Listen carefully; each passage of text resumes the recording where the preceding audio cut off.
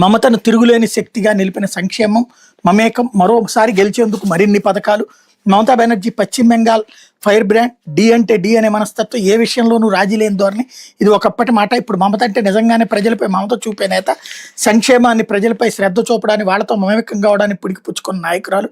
ముఖ్యమంత్రిగా బాధ్యతలు చేపట్టాక ఆమె తీసుకున్న చర్యలు ప్రజలతో సంబంధాలు ఆమెను తిరుగులేని శక్తిగా మార్చినాయి. సంక్షేమం, నగదు బదిలీ, శ్రద్ధ, నిరంతర ప్రజలతో అనుసంధానమే ఉంటాం మమతా బెనర్జీని ప్రత్యేకంగా నిలుపుతున్నాయి.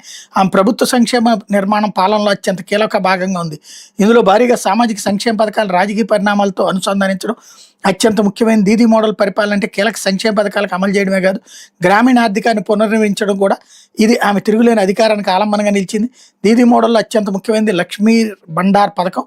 2021లో ప్రారంభించిన పథకంలో భాగంగా 25 నుంచి 60 ఏళ్ల మధ్య వయసు ఉన్నటువంటి 2.2 కోట్ల మంది మహిళలకు ఆర్థిక సాయం అందిస్తున్నారు. వారి వివాహ స్థితి, ఉద్యోగంతో సంబంధం లేకుండా అందరికీ సాయం అందుతుంది.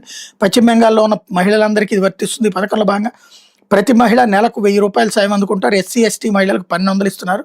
ఈ పథకం అత్యంత ఆదరణీయ పథకంగా పేరు తెచ్చుకుంది. మళ్ళీ అధికారంలోకి వస్తే మరో 500 పెంచుతానని తృణమూల్ కాంగ్రెస్ హామీ ఇచ్చింది. ఇదే మొక్కని జగన్మోహన్ రెడ్డి సంక్షేమం చేస్తే బూత్ కిందని రాసుకొచ్చారు, మమతా బెనర్జీ సంక్షేమం చేస్తుంటే నీతి కిందని రాసుకొచ్చారు. అలాగే చంద్రబాబు నాయుడు ఇస్తానని ఇవ్వకపోతే అది తప్పు లేదు, అట్లా డబ్బులు ఏమన్నా దోచిపెట్టాలని రాస్తారు. వీళ్ళ నీచ జర్నలిజం ఇట్లా ఉంటుంది. లేకపోతే కేరళను దోచేస్తున్న ఎల్డీఎఫ్, యూడీఎఫ్, ఈసారి రాబోయేది ఎన్డీఏ సర్కారే. అవినీతి డబ్బును రాబట్టి అభివృద్ధికి ఖర్చు చేస్తాం.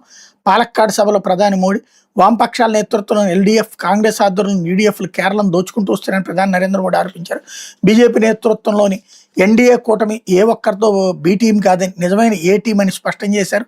ఈసారి ఎన్నికల్లో కేరళలో ప్రభుత్వాన్ని ఏర్పాటు చేయబోయేది ఎన్డీఏ అని. అవినీతి పరులు దోచుకున్న డబ్బును వసూలు చేసి రాష్ట్ర అభివృద్ధి